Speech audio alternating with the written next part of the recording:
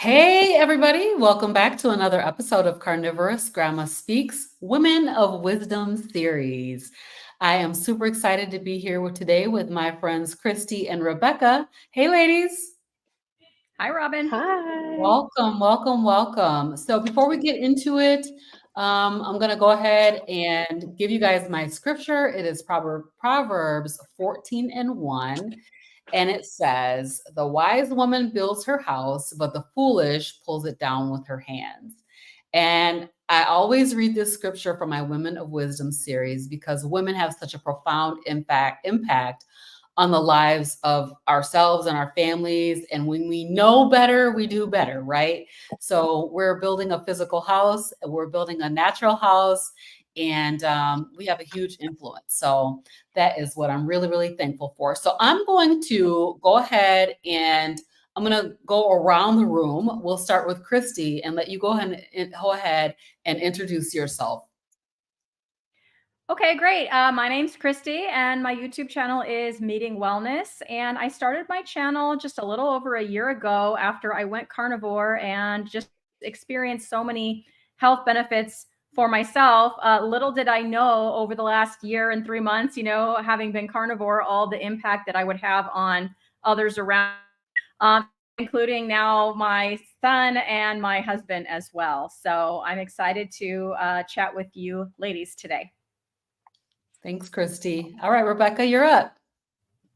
Hi, my name's Rebecca, and my channel is at Rebecca Bavery CPHC. I am a nurse. I'm also the assistant production manager for Healing Humanity, and I'm helping with that project. And I'm also a volunteer PhD essential coach in Dr. Ken Berry's PhD community. And I've been on a carnivore diet since January of 2023. Some variation of it started with B, and E, the ultimate elimination. And me and my kids have really been on this journey together since 2021. And my husband recently full on joined. He was on and off for a while. So it's really weird because now people recognize me sometimes when I go out places, and it's a little strange that I'm trying to get used to. But yeah, so I'm glad to be here and talk about Jacob's story and Audrey's ADHD. And yeah. Amazing. So welcome, welcome to both of you. I do want to give a little shout out. I believe that it was Arlene Blackwood that suggested this show today. And, that I have the both of you guys on to talk about the impact that the carnivore way of eating. I know, Christy, I know your son started out with keto, but keto and carnivore and how it has impacted the lives of your children who have quote unquote, what I'm going to call chronic diseases, issues that are supposed to be incurable. And so, as you guys probably both know about me, this is my passion, is to talk to people about what is going on with our lives and why are we in this space where so many people, including a lot of kids, are being diagnosed with these chronic incurable diseases, and then come to find out they're not necessarily chronic or incurable. So, but before we get into that topic, I would like to just give you guys each an opportunity to talk about your own journey. How did you find your way to keto carnivore, and how has it impacted you? So I will go with Christy. We'll just go around. Sounds good.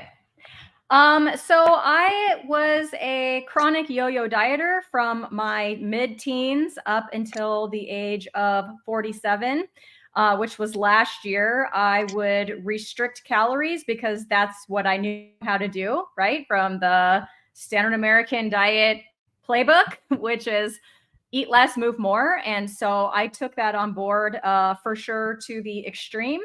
So I would spend months and months at a time restricting my calories, trying to lose weight. And then when I couldn't restrict anymore and I was just so dang hungry, then I would binge on unhealthy junk food.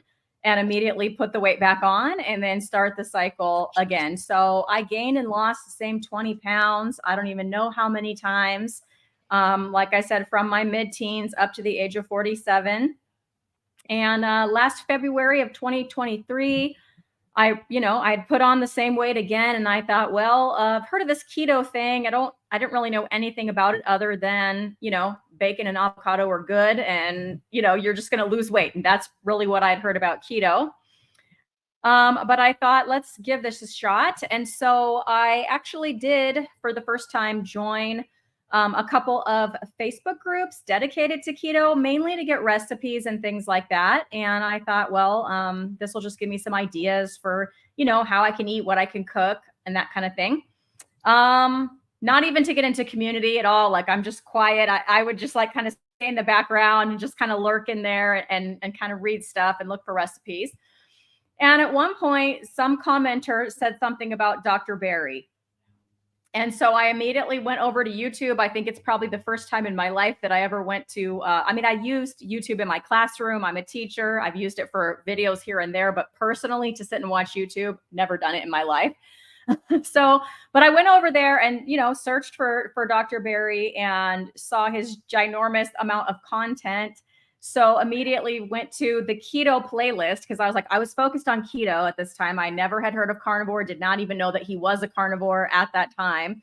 Just went to his keto playlist and started watching it, like from video one, just down the line. So I quickly did learn, how to do keto the proper human diet way. And I was tracking my carbs and keeping them under 20.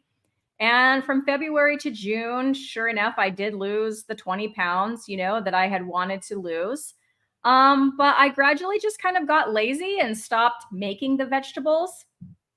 And I thought, I'm only eating meat. I wonder if that's okay, And the funny thing was, as soon as I stopped with or pretty much all, I can't say all, I was still doing coffee and things like that. But, the plants that I was eating, I noticed that, I think some anxiety that I used to have has gone away, and I never even knew I had anxiety, but now I don't feel it anymore. I just kind of feel calm and like I'm okay to talk to people and go outside and go to the store and take a walk. And these were all things that I hadn't done in a really long time because I just didn't want to be around people. And I started having more energy. I started doing weird things like sprinting. Things that I, never, ever thought to do in a million years. And I had some minor, probably what was the start of arthritis, but some joint pain, like in my right knee and my right hand that was kind of bothering me. And I would get these acne flare-ups from time to time. And all of that just kind of stopped. And that never happened when I was just doing keto. And so I looked into it, and sure enough, oh, wow, Dr. Berry's a carnivore. And look, there's folks out there like Robin. And I started finding all these other channels. And I thought, well, then I'm going to make a channel too, and let's all get connected. And that's how I sort of got into the carnivore way of eating and the carnivore community as well. Thank you for sharing a little bit of your story, Christy. Rebecca? Mm-hmm. Yeah, so I started keto back in 2018 because I have two autoimmune diseases. I have Sjogren's and Hashimoto's. They were pretty debilitating. I was very overweight. I think my heaviest, I was around 203 pounds. And I just was so fatigued that my husband had to start doing my job, and he's active duty military, and that's not really conducive to him doing both my job and his job. And the kids were in elementary school at the time, and he was having to beg for me to get out of bed to actually be able to take care of them and get them up for school in the mornings. And I was on high blood pressure medications. I was on antidepressants. I was on pain management because the pain was so severe. Anti-anxiety meds. I was trying all the supplements and things that they tell you for autoimmune, and nothing was really working. And my brother was like, hey, so I started doing this, and it's supposed to help with autoimmune. So you should try this thing called the keto diet. So I started the keto diet and was very dirty about it. But I will say that even though it was dirty, I did lose weight. And so I did feel a little bit better. And then I started cleaning it up, got off my medications. I think within a year, I was off of everything. And started cleaning up my diet, found people like Maria Emmerichs. I started pulling off seed oils, using less nuts and things like that. And then I kind of stalled out really during COVID. So back in 2020, everything kind of started to spiral just a little bit. There was some carb creep, but I found Dr. Barry's community back in 2022 and actually joined in with their community. And in like December of 2022, and then 2023, they ran their BBB&E challenge. And I was like, I'm going to do this. And it was really interesting how pulling out everything like helped so much. And there was that initial like spurt of energy. You're like, holy crap, my brain is awake. Now I tell people, I'm like, I think that I have a little bit of adult ADHD now, because it's like I'm not used to having energy. So I'm also like, I don't know what I'm doing with my hands right now, because I'm like, I can go do this and I can go do that. But I started off, carnivore in 2023, early 2023, and I've been carnivore ketovore, because every now and then I throw in some crunchy water with glyphosate, is what Dr. Berry likes to call lettuce. So I'll have a salad or something here and there. Seasonal squash when it's available, because I like squash. I know I'm weird. I like squash. But it's good, right? So it's like, the level of healing that I've had is pretty good. I'm still battling, like my Sjogren's is really good. Like I almost never have symptoms of Sjogren's anymore. Can you My describe Hashimoto's, I'm still fighting it. what is Sjogren's, just for those of us who do not know what that is? Yeah, so Sjogren's is an autoimmune syndrome, and it's where the body or the immune system is attacking the moisture producing glands of the body. So your eyes get dry, your mouth gets dry. For women, our nether regions get dry, our skin gets really dry, and other things that they don't tell you about in like med school and nursing school is that your joints start stop producing as much lubrication. Your intestines stop producing as much lubrication. So anything that is supposed to have moisture, all of a sudden that starts to get super dry. And it's because the mucus secreting glands are starting to dry out. And it can be very debilitating. Eventually it does start to attack organs if you don't catch it and treat it early enough. But there's not really many treatments either. They're still testing the biologics for it, and nothing has really helped much. Like it's like you might get about 20 to 30% of people get relief from the biologics. Okay, interesting. So yeah. Fascinating. So thank you guys both for Mhm. sharing just a little bit of your story. Of course, we are here to hear about those kiddos. Mhm. In my life, the kiddos mean everything. I'm like, okay. So I'd love to hear about what made you decide to change your child's diet. First, I also want to mention that Dr. Berry has changed so many lives. Like he's amazing, incredible. I've been Yep. a member of his community for several years now, and I think we're all kind of in the same time frame of when we started our carnivore way of eating. So I started on February 22nd, 2023. So I think we're kind of all right within that Yeah. same time frame. But what was it that triggered you to think, um, you know, I think I'm gonna put my kid on this? And then, what was their age? What was their take on it? Were they open to it, or, kind of a little bit, give us a little bit of the story of how the young people actually got started. So we'll start with Yeah. Chris.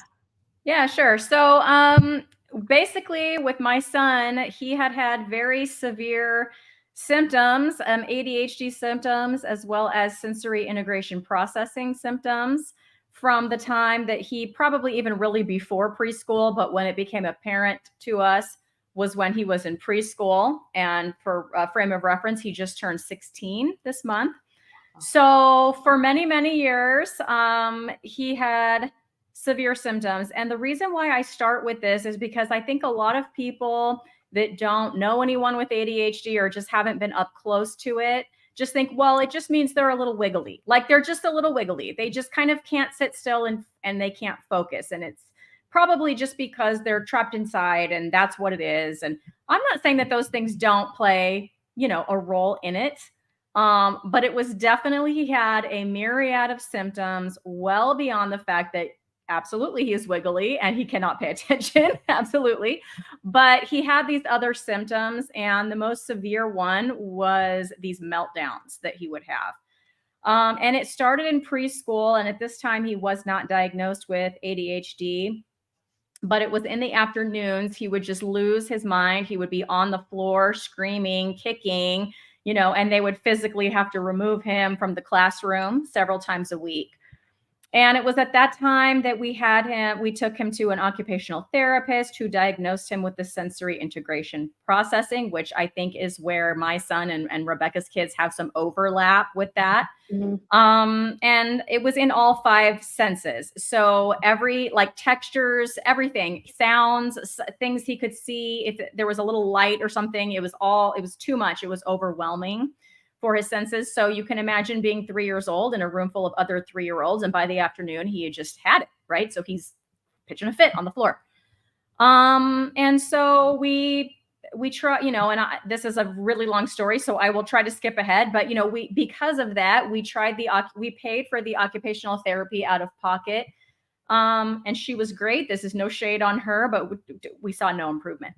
And then, fast forward to elementary school, these meltdowns were still happening. He's, when they're 3, they think, oh, maybe they just haven't outgrown their terrible 2s yet. Well, hello, now he's 6. He's still doing it, right? He's flopping on the floor. He's screaming, he's hitting, he's calling us every name in the book over something as simple as brush your teeth if he didn't want to do it. And so it was very, very difficult at home. It was difficult going to family gatherings, in addition to having a hard time at school, having a hard time knowing what personal space means, always in trouble for getting into someone else's space, for touching other kids, that kind of thing. Also, another symptom is, of course, I would be blamed a lot for my poor parenting, and it was just my poor parenting that was why my kid was behaving this way. And let me tell you that every time he acted out in that kind of way, he had consequences, but it is a symptom of ADHD that you really don't learn from your consequences. So you can have consequences every single time and it doesn't ever sink in. Tomorrow, you're just going to do it again. So he definitely had that symptom, a lack of organizational skills, tasks, complex tasks were like climbing Mount Everest. He couldn't seem to get it done. His academics started to slip, as the tasks became more demanding. And he definitely has that task avoidance, demand avoidance that he does, especially if it's an adult's idea, he is probably not going to do it. And he's going to, if you try to press it and say, well, you have to do it, then the meltdown is going to happen. And so we tried counseling inside of school. We tried speech therapy inside of school. We tried occupational therapy inside of school. We tried the occupational therapy and counseling also outside of school, outside of our own pocket. We tried all the strategies that all the counselors, occupational therapists, and speech therapists recommended, as well as all the ones that I, as a teacher, have been trained in and have been using for 25 years in my classroom to help. And he really just wanted no part of any of that. He did not want to take any of that on board. I really think that maybe those strategies could be helpful to a kid who recognizes the problem and wants to work on the problem, but he did not think that he had a problem and he did not want to work on it. And so he would just get angry. That was like his go-to, like he was just angry. And so we were walking around on eggshells, trying not to set off the anger monster, because then it was going to be a 3-4 hour process of the meltdown. And then the where he would get over it and then he would forget that it happened. And here we are emotionally beaten up, and all of that. And he was just like, once he was over it, he's over it. And he doesn't remember that he called you, I can't say the words because I don't talk like that, but that he called you all the names. And that, all of that, you're just expected to just forgive and forget, which of course we should all do. But when your kid is doing that several times a week, it's emotionally taxing, as you can imagine. So basically we tried medication as well. So we went to the pediatrician and got medication, and that was another long process. He did eventually take it for a couple of months and hated it. So we ran the gamut from counseling to medication to all the other type of therapies, and saw no improvement at all. And I had been on carnivore myself, as I've said, and the more I've been in this space, the more influencers and experts I've been exposed to. And I started hearing about the mental health benefits from the likes of Dr. Chris Palmer and Dr. Georgia Eid. And I thought, well, it can't hurt. Let's give it a shot. And then how did he respond? I mean, I had to have input from him. It would have been a lot easier when he was 3 or 4 years old because you are in a lot more control. But at the time he was 15, and this was February of 2024. And, but he had been watching me do this for a year. He had seen my mood improve and my energy improve. And so I just asked if he would want to give it a shot for 30 days. And he agreed to give it a shot for 30 days. And so, I got that buy-in from him, and he just did a really good job of just jumping in with both feet and really following the plan that I helped him lay out. And, I sort of assisted making lunches and things like that. And now he does some of his own cooking too. But yeah, he's in, as you can see it now, it's the end of September and he hasn't stopped. So that is amazing. So, I'm going to come back to you, Christy, but before we go on, I'm going to let Rebecca tell us a little bit about her kiddos. And the same question for you is, how did you make a decision to decide to move them more towards a proper human diet or carnivore, ketovore diet? And, what were the things that you were dealing with as well?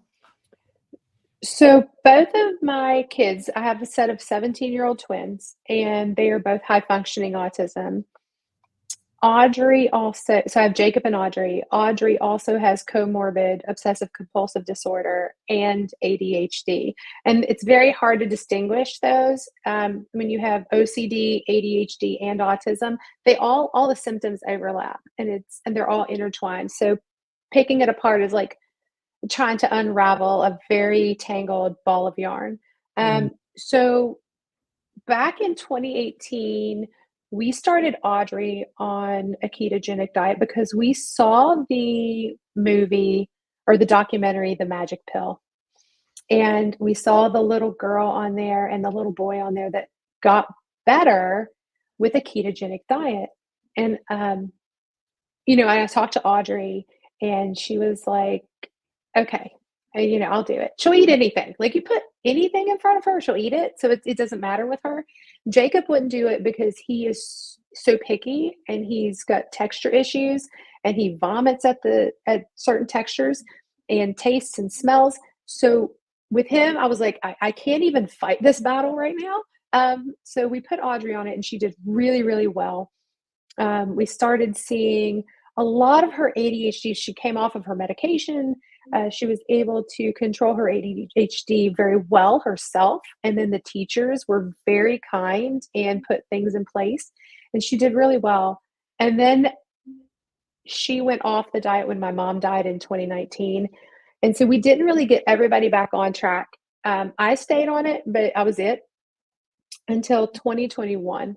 In 2021, my son, this is what prompted us to get the kids back on, is my son was 14. He had not hit puberty like the rest of his peers. He was obese. He had some secondary characteristics like armpit hair, but nothing else. He wasn't growing right, except for getting heavier and more rotund. And we kind of sat him down and was like, hey, like, you look like what my brother did at his age. And he had not hit puberty either. And so they had to take him to an endocrinologist. I was like, hey, Jacob, so instead of doing that, I would really like you to do this. And he was very hesitant. He cried. Um, he did not want to do it because of the texture issues. But we did finally find foods that he would eat. And so within 5 months, he was no longer obese.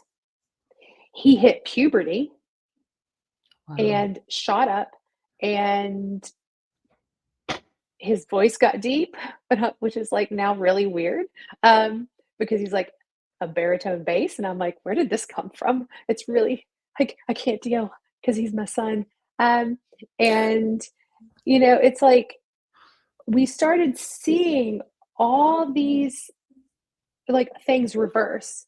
And he had energy. He's now a cross country runner, and he does it on keto. Now he's keto, but he runs cross country, and he's caught up with his peers.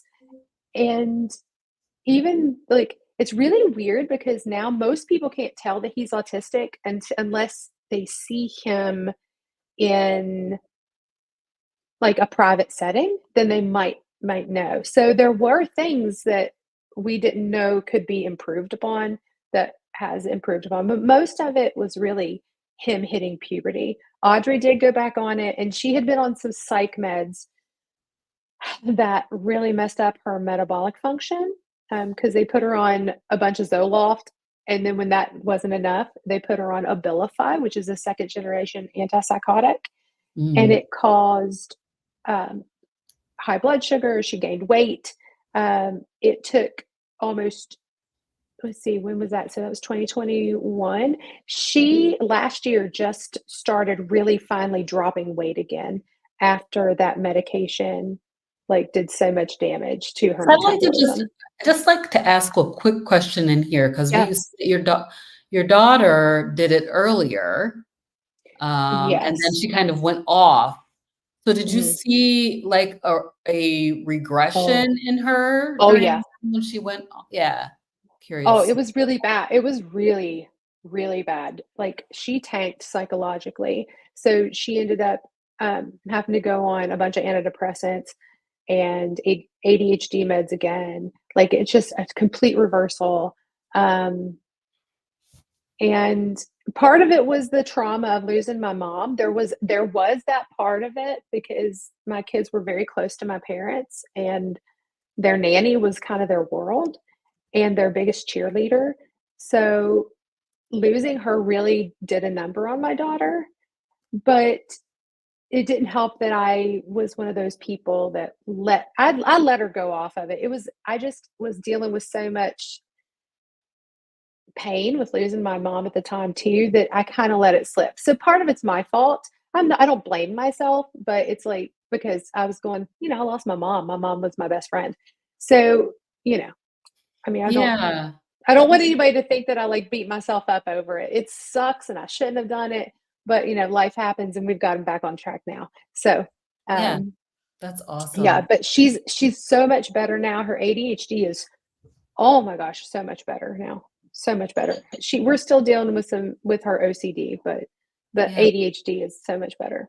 So I'm curious to know because I was talking to a young lady that I was working with, and she was saying to me, there's a couple of things I want to mention.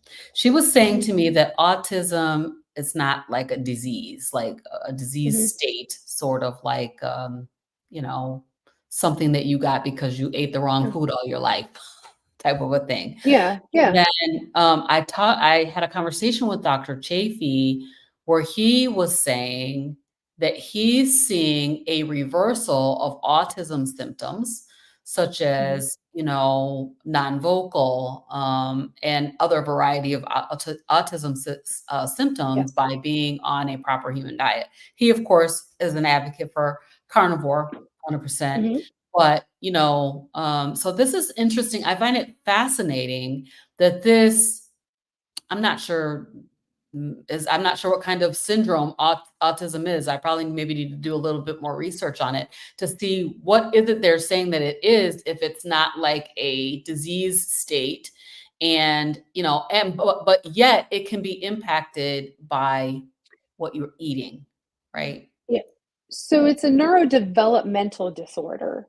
And it's because the neurological system gets the best way in layman's terms to kind of say it is that like the neurological function doesn't fully develop correctly. Like it's almost like the brain is miswired. It still functions, but it's kind of like the connections are in the wrong place. So you can rewire the brain, and I think it's easier to do that when you are feeding it. Oops, sorry. It's easier to do that when you feed it properly. Sorry, guys. So, but yeah, you can rewire it. That's okay. Okay. Very good. Thank you for helping with that a little bit because, I want to be sure that I'm being, correct in the way that I'm speaking about these terms, as far as, but the main thing that I think that I'm finding really fascinating is that both of these issues, I'll call them, ADHD and autism, are being impacted, having symptom reversal due to changing the way we're eating. So that is Yeah. fascinating to me. So okay, so I understand what you guys are saying, like what led you to this, what brought you to a decision to try it. Also a little bit about like what has happened since you started. But can you give us just a little sampling of other therapies that you tried? I think you guys each did a little bit of this, but talk a little bit about what did you do before you tried before you tried a keto or a carnivore diet, and how was that, how effective was it? Yeah, so I touched on it, but I guess I didn't specify exactly what everyone was working on. So the occupational therapist that we hired out of pocket was very concerned with his muscle weakness. He had muscle weakness throughout his whole body, and his ligaments, like when he bends his elbow, it goes backwards. Like his ligaments are very loosey goosey and weak, which is one of the reasons why he had such a hard time sitting still, because when we try to sit still, our muscles will keep us, or our ligaments will help keep us rigid, but his ligaments were all wiggly, and then his muscles would get tired because his ligaments couldn't do the job of keeping that frame. And so he would get wiggly. And so, thank you for yes, hypermobile. Thank you, Rebecca. See, she's a nurse. She knows the terms. Yes, he is hypermobile. And so she worked a lot on that type of stuff, as well as how it would affect his grip. His grip was never fixed, the pencil grip. So he gripped that pencil with 5 fingers, just a 5-finger, like he doesn't hold his pencil like we all have been trained. And he worked on that, but you think he wanted to sit there at home and like write his letters in a workbook? Heck no. So his homework for that, that wasn't happening. But yeah, we paid out of pocket. And he would go to that appointment once a week. And then when he got to elementary school, we got him in. We wanted to get him an IEP, which is an individualized education plan. And that is for any special education student, whether they have a learning disability or a condition like ADHD, for example. And you can also get an IEP for speech. And so we enlisted the help of the speech teacher, and we had him qualified so it's not like he has a lisp or a hard time saying his R's or things like that. But it's the type of speech where you can talk to people, you understand what turn taking is because he didn't, or like reading body language because he couldn't. And so it was that kind of speech, because to get occupational therapy within the school setting, it's not a standalone service. And so, yeah, that pragmatic speech became a gateway kind of to get him into the system, because he did actually need help with that. But at the time of kindergarten, he wasn't academically behind. He was reading 2 years ahead of everybody and doing all the math. And yeah, it was not a problem. But yeah, that pragmatics was a problem. So we got him in that way in order to continue with the occupational therapy. And then the speech teacher even went on, I think that was the first person to introduce him to the zones of regulation, which is a color coding system designed for kids to help regulate emotions. And so green is like kind of where you want to be. Green is like everything's good. You're like awake enough. There is such a thing as blue, which is like you're kind of sleepy and out of it. And, you know, but anyway, then if you're going the other way, yellow, it's like you're heading towards the meltdown. And then red is like you're mad, you're not coming back, you lost the plot. And so he was taught all of those zones of regulation and how to recognize them. And he was supposed to become self-aware as to when he was going from green to yellow. And he was given some strategies to try. He never wanted to try any of those strategies. And then the teachers were trained, when you notice he's going to yellow, do these things, and he would go immediately to red. Like the teacher would try that and he would go immediately to red. And the speech teacher was not the only one. So once we had the school counselor involved, she was pulling him for different sessions with groups. The school counselor can only do 6 weeks of sessions of like individual one-on-one because that's not her thing, but she will do group sessions, you know, for a longer period of time. And so there were other kids with similar needs to my son in those groups. You know, once again, you know, teaching social skills and how to stay in your own space and zones of regulation and all of these things. I mean, he could teach a master class on it, but as far as putting it into practice, he was not interested, and he was not interested in the adults helping him to do that. He was allowed access to the motor room. So we do have a motor room. I've never seen it used for a kid with ADHD before. We do have 3 classes of autistic children at our school site.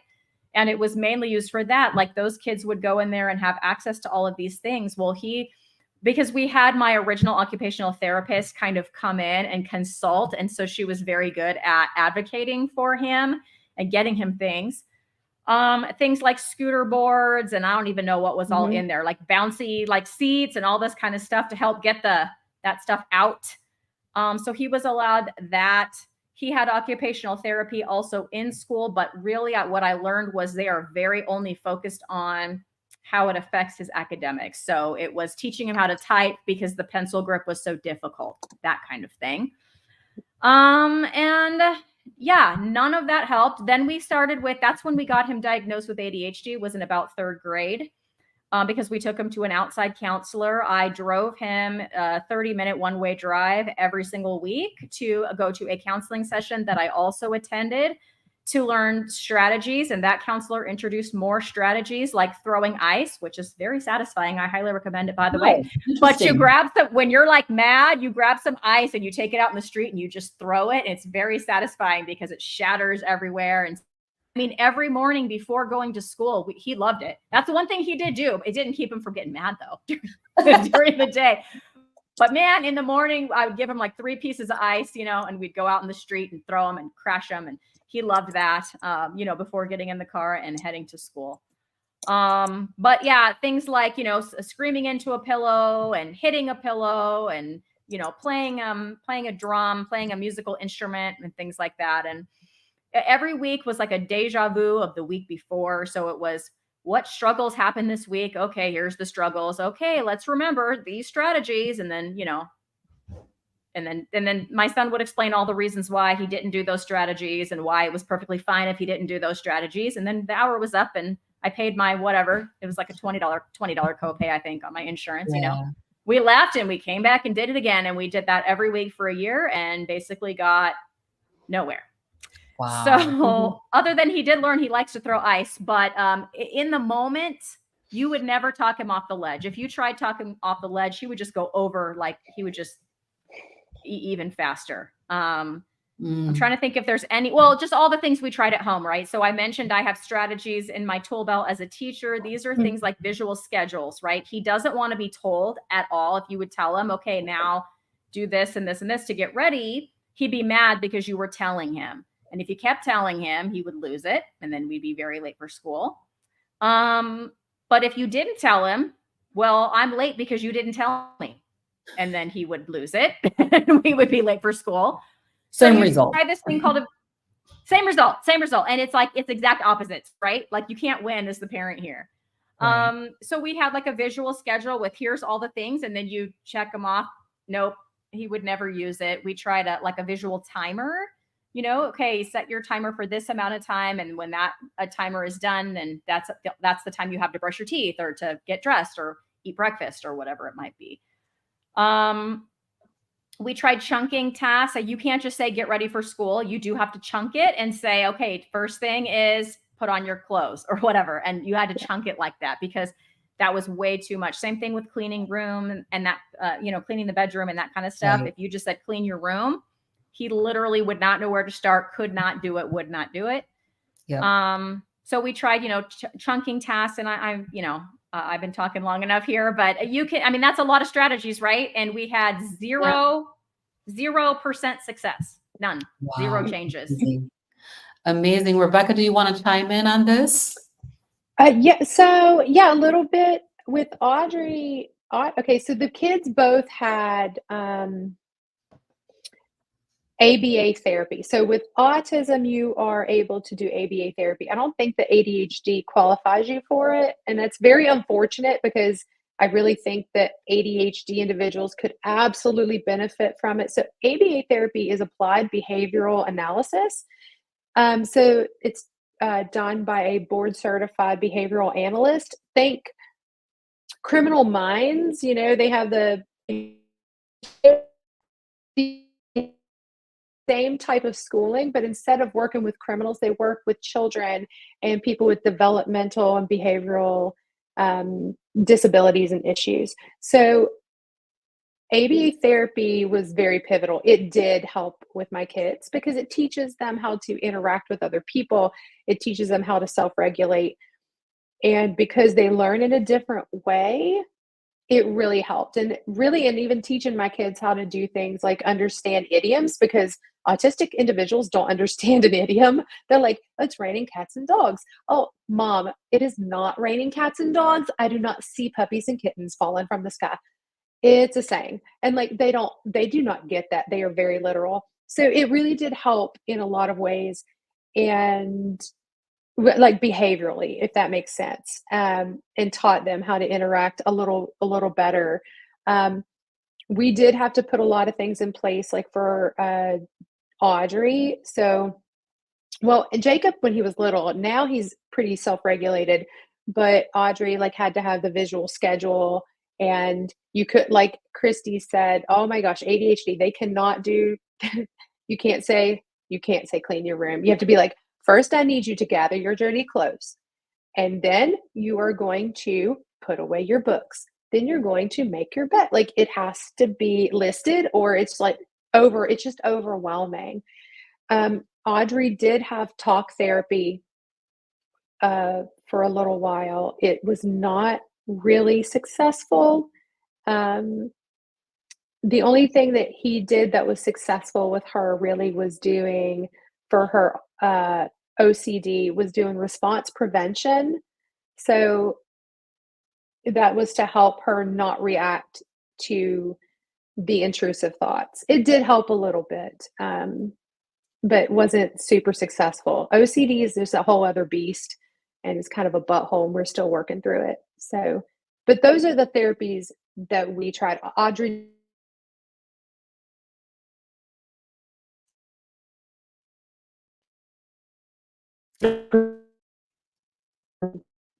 I don't know if you know what perseveration means, but they get very stuck on a topic.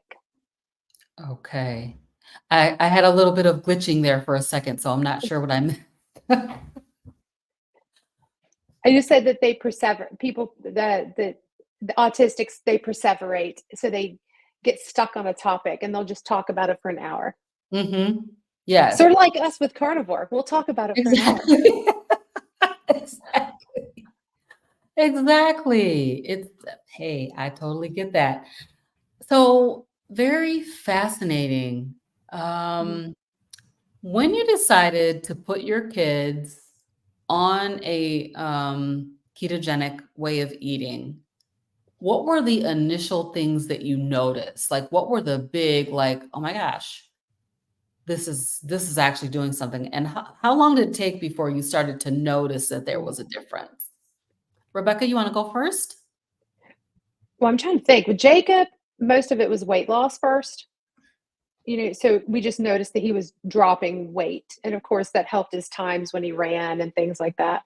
And then, of course, he hit puberty, which is actually, like I said, it's pretty astounding. I know people are like, oh, well, he was 14. Like, you do not understand. There are things that I will not talk publicly about, but this kid hit puberty, which we were very worried that he had an endocrine disorder. So Right. the fact that he lost weight, shot up, and hit puberty, that was a big thing. With Audrey, it was a lot slower, but like it took a lot longer for her. And I think part of it, the first time it was like it worked and it helped, but I cannot remember the time frame. But because of the Abilify that she was on, it really screwed everything up. And it took so long for it to kick in because there was so much healing that had to be done. This is a very interesting thing that you're saying here. And I really kind of want to like Mhm. stay on that for a second, because if you Yeah. think about this, when we go on to these ketogenic diets, Mhm. we're looking for certain things to happen relatively quickly, right? Yep. However, we have a lifetime of all of the garbage that we've been putting in, including medications Yep. and things like that, that still need to be processed out. And this stuff is stored up inside your body, and can take a long time to come out. I mean, I was talking with somebody about oxalates and how long it can take for oxalates, which are in plants, to come out of your fat cells.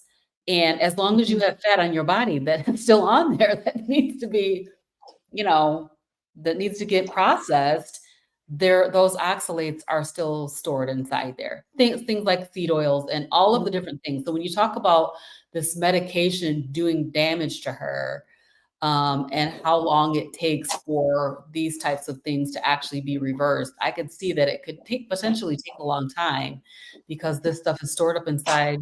It's in your cells. Yeah. Well, then, and it's the second generation antipsychotics. So all the antipsychotics have that sort of side effect of like it almost causes something called pseudo Cushing's. And so it means like too much cortisol, and it causes a lot of problems with that. That's why you see the blood sugar go up. That's why you see people get chunky, and Mhm. they can get very fat. Right. And moon faced, you'll see her face was so round. She started getting stretch marks in weird places because it thins the skin. So she started getting these purpley stretch marks all over her belly and all over the backs of her knees. And she wasn't even like, she was gaining weight, but it wasn't even that bad. And so 2 years, it took almost 2 years to get her off the medication, one, and then two, reverse the damage. And that's really sad because nobody told me about this. I was a nurse and didn't know about this. And you don't even hear about it. I was like, what could be causing this? And I went and looked it up, and sure enough, it's like one of the side effects. And they don't Yeah. tell you. The doctors didn't tell me this. Like, they were just like, yep, it'll help here. And and I didn't do my due diligence. I'm a nurse. I know better. Guys, I know better. And I didn't, because I was so I mean, desperate for help. it's so much fine print, right? If you look at like a commercial that they put across the screen, they're talking so And fast you know when how they're reading fast they have to do it? to speed It's that gonna cause up this. Blah, in blah, blah, order blah, for blah, us. blah, blah. Yeah, the fine print. Yeah. Like, what are all of the actual side effects of And these well, things? it's a very rare side effect for that one, though. It doesn't happen in everybody. Very interesting. But All I right. swear we get all the weird side effects. Like, we're genetically predispositioned. I swear. We're like, oh, if it's going to go wrong for a medication, it will go wrong. Oh my gosh, that's no good. Well, hopefully no more medications. That's my No, I goal. got her off. She is off of all Like, psych no more meds. medications. Yeah. Yes. So I want to ask Christy, what was the first thing that you noticed with your son when when he decided actually to go on a ketogenic diet? Yeah, and I'll answer that, but I'm hoping we can talk into too, like the foods that he started on and why, because it was very tricky, but we did it. But yeah, so the first thing I noticed was literally within the first week. I didn't know what I was going to see. I didn't have any expectations. I was just hoping he'd stick to it for 30 days and then hope that something good would happen so that he would continue on it, knowing full well that it could take longer than 30 days. But yeah, within the first week, I'm sitting there on the couch. I don't know, probably editing a YouTube video or something. And out he comes from his room carrying like a trash bag. And then he comes out with another one and another one. And I'm like, finally, I'm like, Zach, what are you doing? And he just said, cleaning my room, like all nonchalant, like he just been cleaning his room his whole life. Now, I've touched on the cleaning of the room. And let me tell you that when he was little, we would have days of pain and suffering over cleaning that room because I tried all the clean up the Legos. And then he wouldn't even clean up the Legos. He just didn't want to do it. He wasn't going to do it. I would at times go in there with him, like let's say before Christmas, and he was going to be getting Christmas gifts and his room looked like a bomb exploded. Let's pare some of this down because you're going to be getting some new stuff. And if any progress was made, it was because I was doing it. I couldn't even get him to agree to throw anything away. He didn't want to throw stuff away. He was a downright pack rat. And I'm talking cardboard and like old boxes and packaging and not even toys. Okay. Like trash, in my opinion. And he was just not having it. So, when he wasn't looking, I would like sneak it in a bag and I would be able to get some of it out of there. Or like occasionally, if he went to like my mom's house, I had to be very careful. And there was a couple times he'd be like, Mom, where is this? And I'd be like, whoopsie, in the trash. I would never admit to it. I don't know, your room's kind of messy. It's probably just lost in there, right? But yeah, so I stopped fighting the room battle. I decided that this is not worth it. We're fighting battles over being at school every stinking day and like just getting homework done and taking a shower. Like, why am I going to fight clean your room? I'm not going to fight that. So I just stopped and I really didn't care about it anymore. And even with this, it's not because he cleaned his room. It was the fact that he looked around at his room on his own without me ever saying a word to him and decided, this place is a pigsty. I need to clean it up. And then he proceeded to do it. He proceeded to organize the task. And the very first thing he did was just take out all like trash. And I think, I don't even know, it was like in the teens number of bags that ended up piled by our back door. I'm telling you, like a bomb went off, like a pack rat. I'm not exaggerating here. And I said, as I was going to bed and he was in the process of still doing this, I said, okay, just make sure that all the trash gets taken out to the dumpster outside. And he said, okay. And then I went to bed. And in the morning, guess what? All the trash was in the dumpster outside. Now, if you don't have a kid with ADHD, that is a big deal. Because in the past, I would have had to tell him 8 times and it might or might not have happened. And he might have melted down because I know, you already told me, I know. And yet 5 hours went by and he still didn't do it. Mm-hmm. And so he just did it. And I just asked him one time. And then at the end of that process, he had not only taken the trash out, but everything that he knew he wanted to keep, he had organized it in bags. So he didn't put it away yet, but he had organized it into categories and like stacked it neatly in a corner. And then he had been at it for hours. And so he took a break. But I will say it wasn't a forever break. Like within the next week, he finished that and put all that stuff away. And then one day on a different day, he tackled his closet and under his bed. And his room just looks like a room now. It's just a normal, clean looking, probably cleaner than my room. And again, it's the fact that he looked at that complex task, thought through it, organized it, had the gumption to get started. Nobody had to tell him, it was like all self-driven and not, a proclamation from a parent or whatever to get this done. And so that was the first thing I noticed. And I was pretty much floored. I could not believe what I was seeing. And amazing. Then wondering, okay, what other improvements am I going to see? Hopefully some more, because that was pretty cool.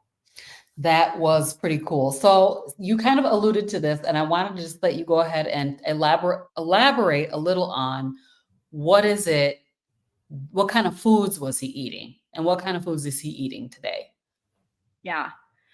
So, as Rebecca touched on with her son, my son also has severe texture issues in the mouth, severe, to the point that when we were eating, I mean, when we were trying to wean him, we couldn't. Like, he was eating baby food till he went to preschool. Baby food, okay? Baby food in a jar from the store until he went to preschool. Because anytime I would try to give him anything else, I'm not talking about spit it up. Rebecca said it. We're talking throwing up, throwing up, because the texture is in the mouth and it initiates the gag reflex and throwing up. So as you can imagine, I tried that less and less frequently because it's like he's throwing up. That's the opposite. We're trying to get nutrition in, not the other way around. And it just became another battle. He didn't want to do it. Very gradually through his life, we got him to eat other smooth things that were not baby food, like yogurt with no fruit in it, like very smooth applesauce, right? I think the first more solid food he ate was like macaroni and cheese because it was very soft, right? And he could get through that. And then finally we got him to eat like a chicken nugget. And then he would eat pizza as long as it was just cheese pizza and like cheese quesadillas. But even at the age of 8 or 9 years old, he was eating a cheese quesadilla one time and like everything came out onto the table. And he's like, something's in there. And I thought, what's in there? And it was a piece of rice. He could tell that there was a piece of rice in his cheese quesadilla, and that texture set it off. And so very, very extreme. And so it's not like on February 1st, he started eating ribeyes. Not going to happen. Like, first of all, he had not eaten very much meat other than processed chicken nuggets. That was pretty much his only meat. And then eventually he did eat like pizza with pepperoni on it. That was it in terms of meat. And so we started him off by doing like substitution foods that I would make. And the reason I say he started keto is because I didn't know what to call it, Robin. I didn't have a plan other than let's get this kid into ketosis. Granted, I was not sticking his finger, but let's get him high enough fat that I'm pretty confident he's in ketosis. And like, however I can do that is how I'm going to do it. I wasn't like dead set on being carnivore. But when I say keto, I'm not talking vegetables. We never did that. He never really ate those. But just whatever that was going to take. So we started with these, he used to like Hot Pockets, which are like very highly processed freezer food, pepperoni pizza pockets. And so we made him like a ketovore. I would call it a ketovore version. So it was like a slice of, mozzarella cheese, some pepperoni, some, Italian sausage, a little scoop of low carb marinara sauce, and then another slice of mozzarella cheese baked in the oven. And he probably ate those 5 or 6 days a week for the first few weeks for dinner because that was something that he liked and that he would do. We had already at the previous Thanksgiving to him even doing this, he had tried pork shoulder in the crock pot at a family gathering at Thanksgiving, and he actually liked it. So I made him one of those because, it's a lot softer. It's like not a steak. It's like very soft and easy to eat. And there's a lot of fat in there. So it just kind of goes down easy. So, yep, I started making more pork shoulder. I made chicken nuggets from scratch. So with just ground chicken, pork panko, some Parmesan cheese, and some egg as a binder, and just air fry those. He really liked those. And then from there, I tried a chuck roast. I'm like, well, he likes the pork shoulder. Maybe he'd like a chuck roast, right? And so he did like the chuck roast. And now I think he likes both, but I think the chuck roast is his favorite. Mm-hmm. He does request them. And if I tell him, hey, I'm making a chuck roast, he legitimately cheers. He's like, woohoo! He's all happy for chuck roast. And so just gradually over time, the substitution foods that we started on, he still eats occasionally, but man, I'm telling you, he likes picanha now. He likes the pork shoulder, the chuck roast. He likes chicken thighs. And he'll just kind of eat those for dinners, like on repeat. For breakfast, like this morning he came out. I don't always make a breakfast on the weekends. It just depends. But I hadn't made him breakfast yesterday, and he came out asking for his eggs today. Mom, can you make me some eggs? Sure. Mm-hmm. So he loves eggs and sausage with butter. And I think the only plant food he still keeps in is when he makes those little pizza pockets. It's like a little tablespoon or teaspoon or whatever of marinara sauce in there. But otherwise, he's carnivore. At the beginning, too, he was really worried about losing his dessert because he used to eat ice cream like pretty much every day. After dinner, he'd have a couple scoops of ice cream. And so I played with some ice cream recipes. We never found any that he liked. He's, like I said, very finicky with the textures and the flavors and all of that. But I did find some keto cookies. Oh, Rebecca has one. Okay, Rebecca, we'll talk. We found some keto cookies. And so he would eat one every single day, after dinner, just for his little sweet tooth. And, they're made with like the Equip Prime Protein beef isolate protein powder. So there's, the beef powder in there, and then, some gelatin and things like that, and eggs and butter.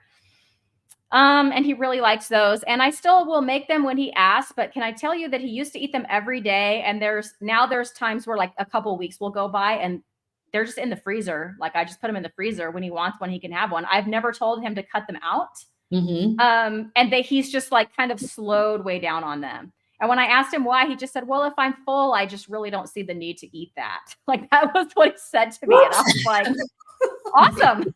Amazing. So he still does eat those. So those couple little keto things, I had a hard time when I was making videos. Like, what do I call this? I'm probably going to get hate from like the pure carnivores because, he ate a scoop of marinara sauce or whatever. So yes, I did go in with the intention of probably would be more keto. I'm actually very pleasantly surprised at like the volume of meat that this boy eats. Yeah. Because he does really like it now, and he'll request meat instead of the pizza pockets. I'm like, there's stuff in there for pizza pockets. He's like, can I have picanha or whatever? So I'm like, absolutely, I'll share my picanha. I love it, kid. So absolutely love it. Okay, Rebecca, what are your kiddos eating? Well, Audrey will eat whatever I put in front of her. So what I make, she eats. So she's pretty much ketovore. So she loves taco stuff. Like, so there is some pico and some guacamole and sour cream. Like, well, sour cream's carnivore, but it's like, she wants, if she's going to have like an omelet, she's like, yeah, even her burgers. She's like, I want a fried egg on it, and I want some pico, I want some guac, and I want some sour cream. And it's like a burger that's like stacked this high. Like that's her. So she'll like I said, she'll eat anything. Jacob, on the other hand, was my hard one because like with Christy, texture. So he still is a creature of habit. So he eats a pound of bacon for breakfast. We started him out on chicken wings because he would only eat like chicken nuggets, and we would try desperately to make like Maria Emmerich's chicken nuggets and things like that, but she uses a lot of almond flour, and that texture, that grit, it would make, he's like, I can't do it. So we ended up getting him on chicken wings, and now he does chicken thighs. He eats a modified PB&J for lunch every day. So I took Maria Emmerich's egg white bread and tweaked it and like added an egg yolk and took a couple things out and then added in some butter powder to give it a better texture. And so he gets a white bread, and then we get the no sugar added peanut butter, and it has to be super smooth. It can't be the natural ones that still have some grit in it. Nope, it's not going to work. And then I used to make my own jam, but I don't have time for that right now. So we buy the Good jam, if you've heard of that brand.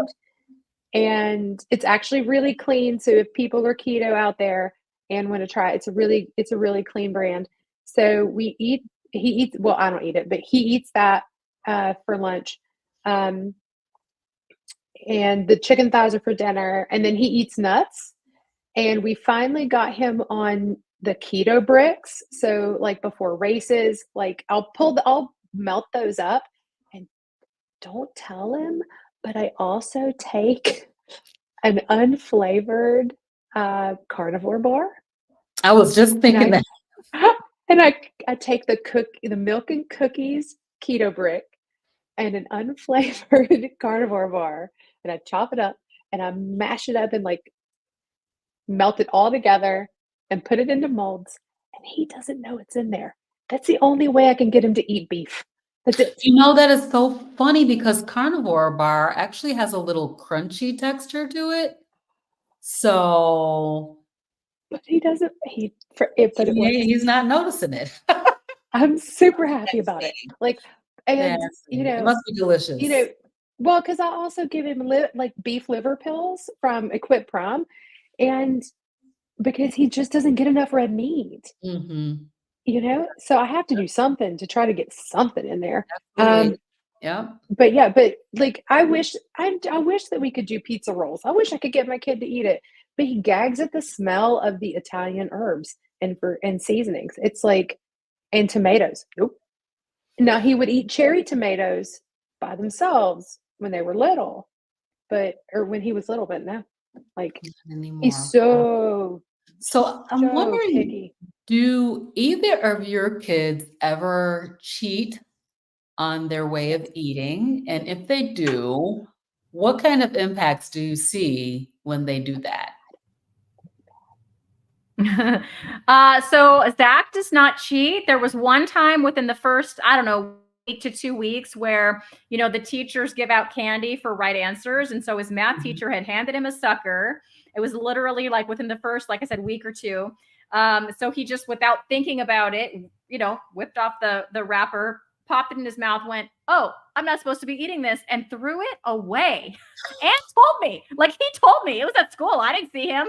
I'm not spying on the boy. Reported it to me.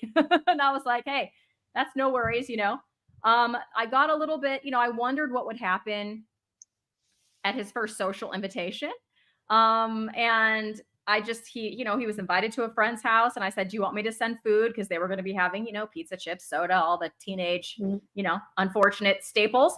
And he said, "Yes, please." And so I sent with him what I usually send for lunch, which is a grass-fed and finished Teton sausage, just chopped up, and some cheese chunks and some pepperoni.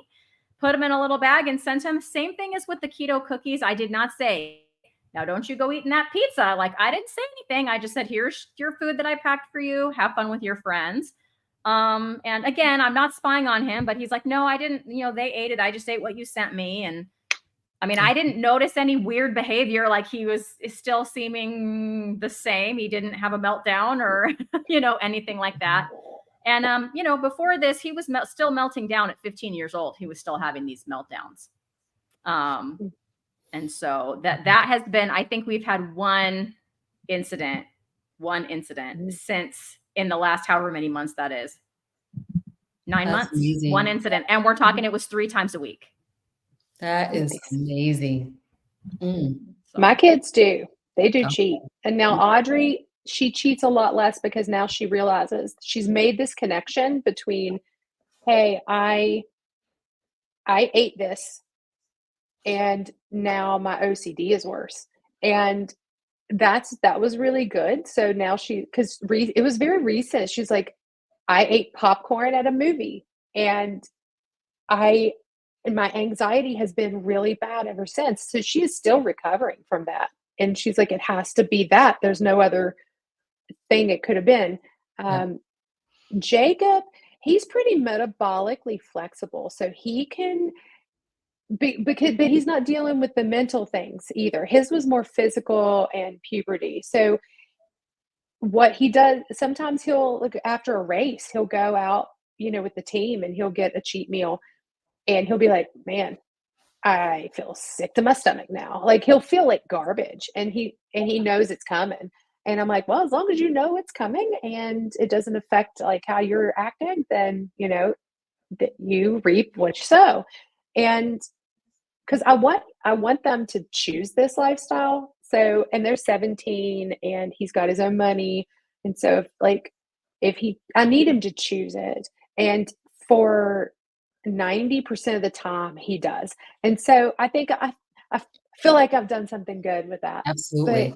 with Audrey, I I think that if I was like, "Okay, you can go off this tomorrow," I think that she probably would do it, but with me being the one controlling the food, you know, she knows it'll be bad, but I think she doesn't have the self-regulation isn't there for food, like, she still has a food addict, like, sugar addict mindset in some ways, so I have to be very careful with her. I can't leave like, we just don't have stuff in the house, like, because I know that it would be gone, Yeah, I hear you.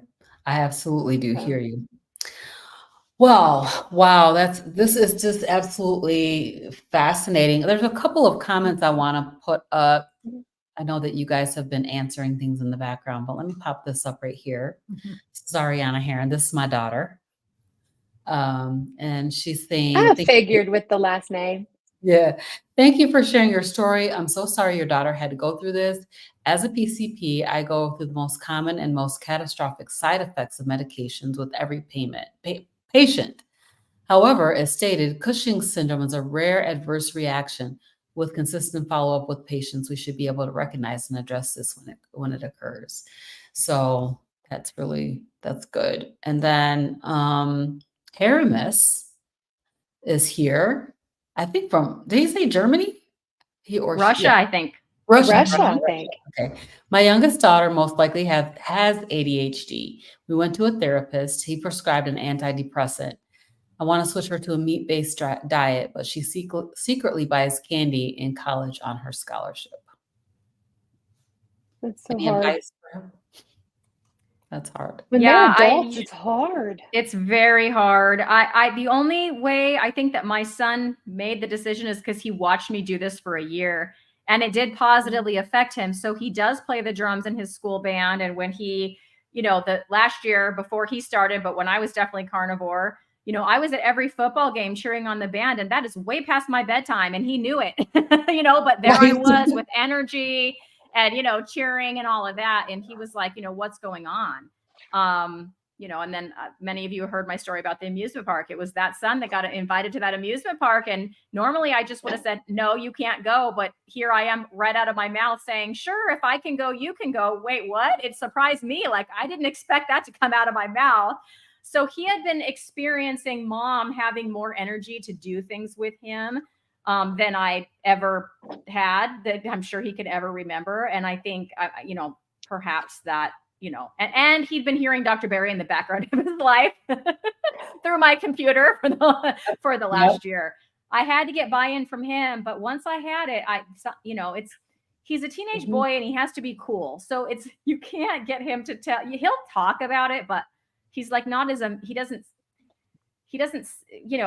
tout the incredibleness of it, but I think that he does experience it on the inside, because after the first 30 days, he was just like, yep, I definitely want to keep going, And after that, I didn't ask him anymore, because I was like, you want to do another 30 days? And he was like, yes. And then I didn't ask him, and it's just become what he does, but I think that's awesome. I mean, so many of us have had that same experience, right? At the 30-day mark, it's like, wait a minute. I know I went on it. I was going to go on it for 90 days. At 30 days was the day, like day 31, I knew I couldn't go back to whatever way I was eating before, which was struggling to get back on keto, Isn't that fascinating though? It's like nothing tastes as good as healthy feels. Right. And most of the people that stick with it because we have to. It's like, you don't want to go back. I don't want to go back to being almost bedbound. Like, Right. I think about this, like, how many years have I been doing this now? So 2018. So over 6 years, where would I be if I was almost bedbound in 2018? Right. Would I be on hospice right now? I'm a hospice nurse by trade. So now I'm like, would I be on hospice with autoimmune diseases that are killing me? Like, where would I be? And it's almost scary in a way to look back. Like, that one decision changed an entire trajectory of my life. Yeah. And I'm sure that's with you too, Christy. It's like, and you, like, and Robin, like, it changed us in such profound ways. Absolutely did. So I just have 2 more questions, and I want to ask you guys, have you had any resistance from anyone? I'm thinking in terms of like medical practitioners, family members, friends, who have had a thought about what you should be doing with your child. And have you guys had any pushback or any people who have concerns with your child or children being on a proper human diet? Well, my mom is meat-based keto, so she's fully on board with it. She hasn't had anything to say about that. I don't think that my brothers, as far as what he's eating or whatever, I don't think that they, care too much. On my husband's side, they already kind of know that I'm doing this. And now if we're all going to go over there, they make sure that they have some burger patties or things for him, even if there's, meat that he isn't going to like. So they've all been supportive. I will say before doing this, the relationship with especially my side of the family was very strained over his behaviors. So because of his behaviors, there was a time when I didn't take my kids to anything on my side of any event, not Christmas, not anything, for 3 years. Wow. Because there was quite an incident, and it ended up with me being made very clear to me that it was their opinion that this was totally my doing. And I knew that it was going to happen again. And so I was just like, I can't deal with this. For better, for worse, for right, for wrong, whatever. That's what happened. And just now is when I'm, so since he's been eating this way, now I feel like I can take him over there because I'm fairly confident that he's not going to have a meltdown or a freak out or any of that. And so it has helped sort of, I don't know, reunite or patch back together that rift that was there as a result of the fallout from, his symptoms. So I'm happy for that. Yeah, that's awesome.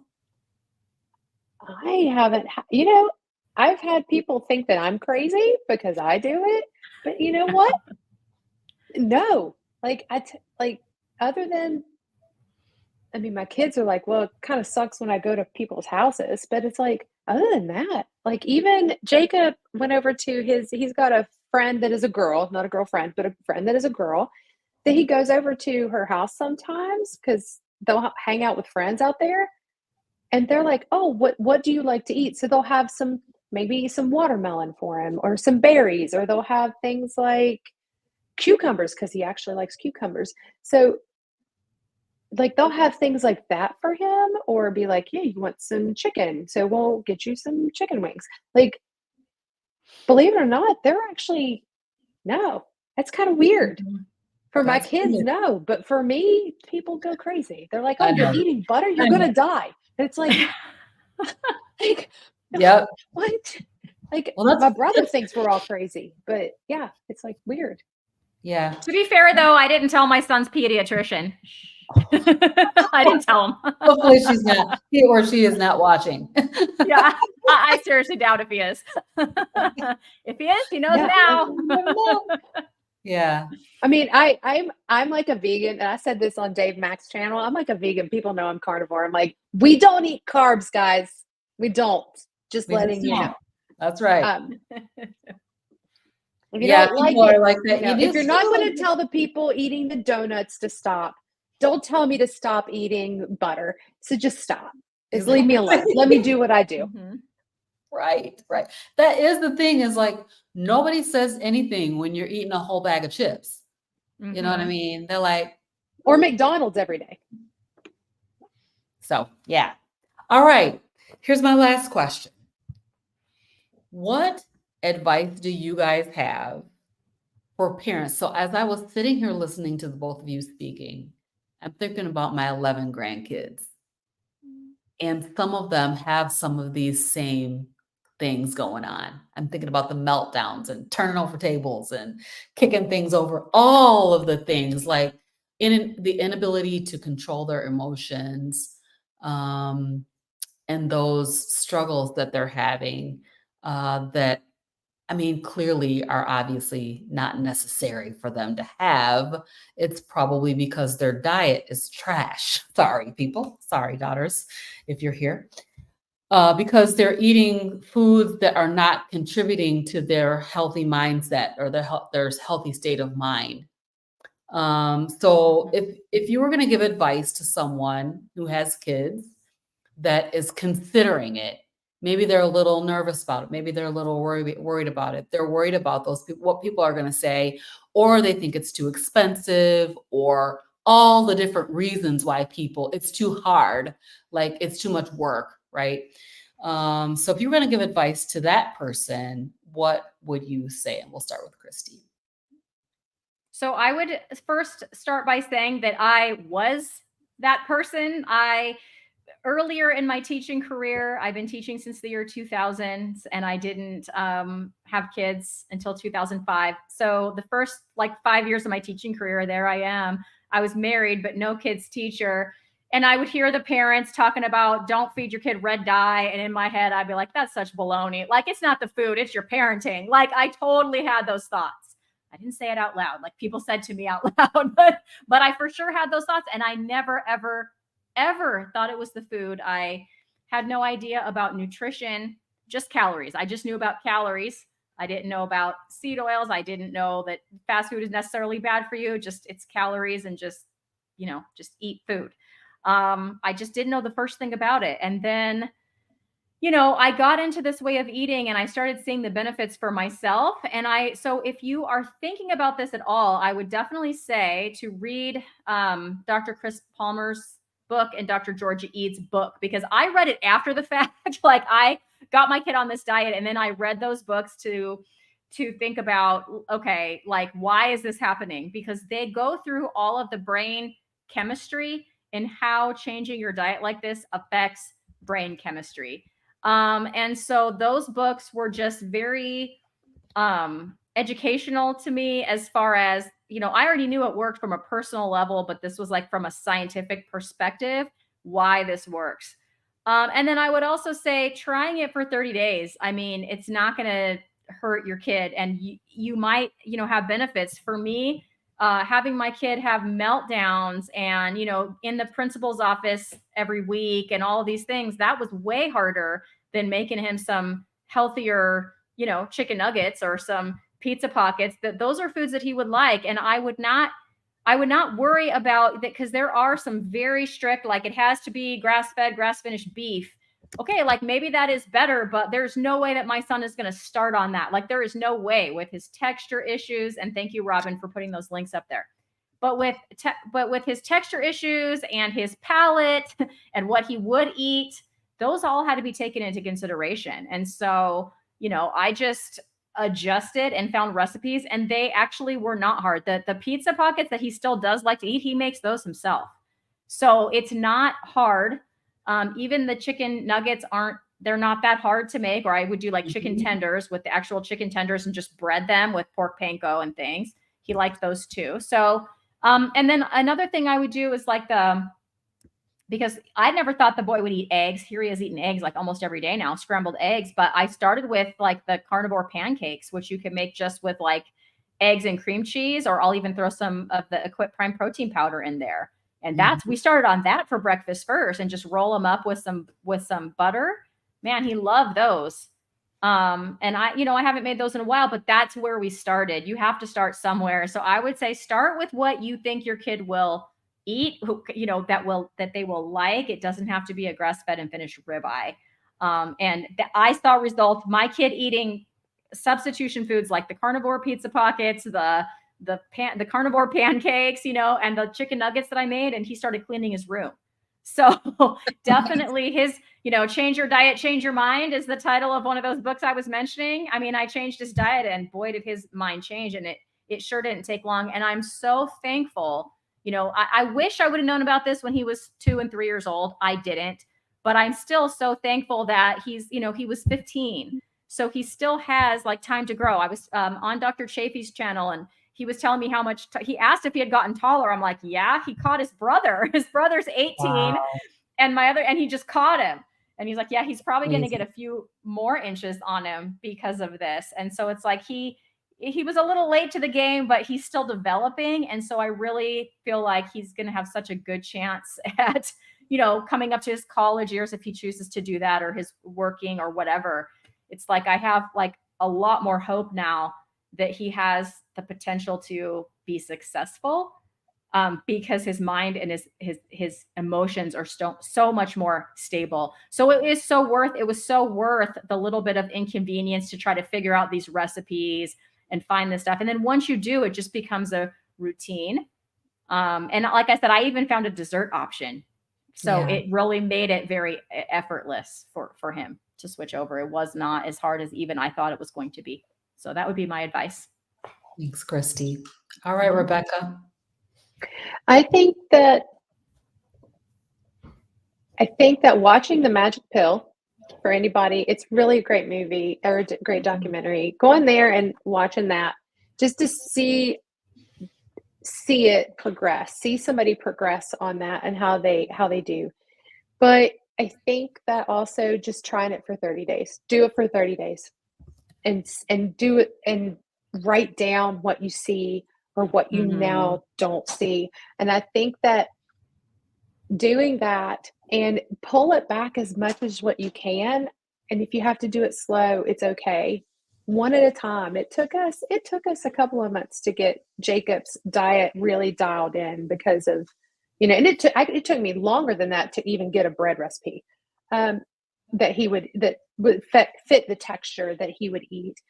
And so just try it. I think that you'll be pleasantly surprised. And I'm sure that Christy will agree with me. Reach out to me or Christy. We can help you. I really want to advocate for this for autistic kids because there is hope. And for kids with ADHD, I'm sure Christy does. And we'll help. Reach out to us. We can give you ideas. You need help figuring out a texture issue. I can help figure out a recipe for you to do something. Now, I do need that hot pocket recipe, Christy, how he does it, because Hey, yes, Audrey will love that. But it's like we can, as a group, a lot of us all want to work with you. We want to help you, and we are happy to do that. And if I can help another parent have hope and see their kids heal, the ultimate adrenaline rush for me because I'm like, holy crap, look, somebody is doing so much better. And it's because we've all done this. We've seen it work. It's not woo woo like the Atlantic calls us all woo woo. Um, mhm. I'm glad to be on the part of woo woo right now because my kids are thriving and Jacob wants to be president and run in 2044. So Yay. watch that. He says he's going to start his campaign very soon. So it'll All be the right. longest running presidential campaign ever. But it's like,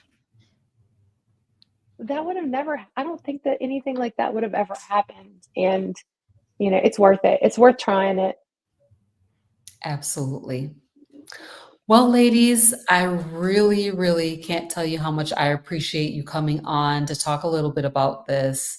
Um, the kids are so important, and we're expecting them to do a lot, and their brains are Mhm. not working properly.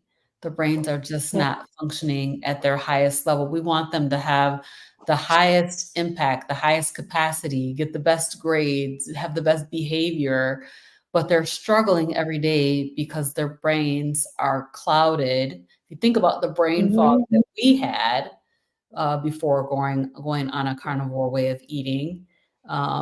Maybe brain fog that we didn't even realize that we had, and also all the other sort of I'm calling them mental illness type of things, racing Mhm. thoughts and obsessive thinking about food and all of those kinds of things.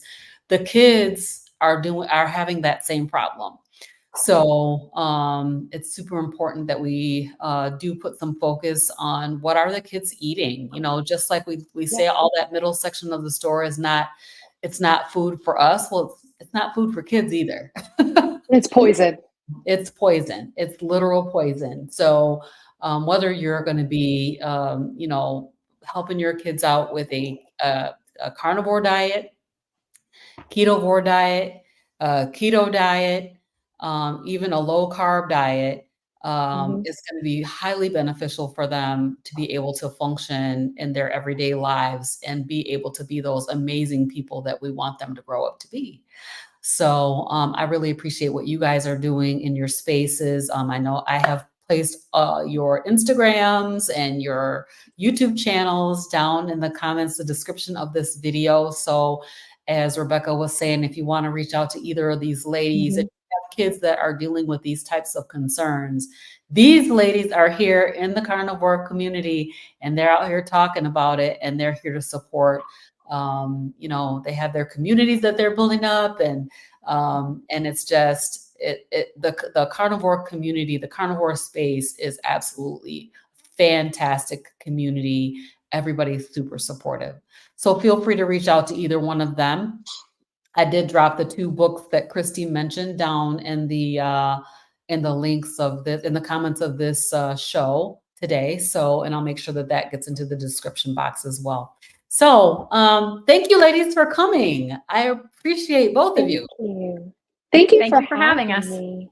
Mhm. Yeah. Yep. This was a great idea. So Arlene, I didn't see Arlene in the chat today, but Arlene, if you end up watching this video, I believe this is all because of you.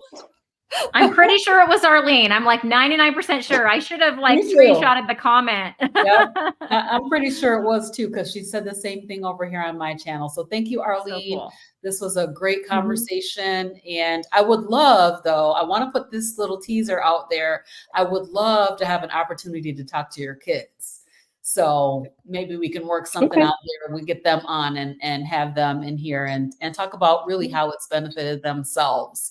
You know, because it's one thing to hear the story from mom, but it's totally entirely something else to hear directly from them. So thank you so much, everybody. I hope you have enjoyed this episode of Carnivorous Grandma Speaks, and we will see you guys next time. Bye, everybody. Bye.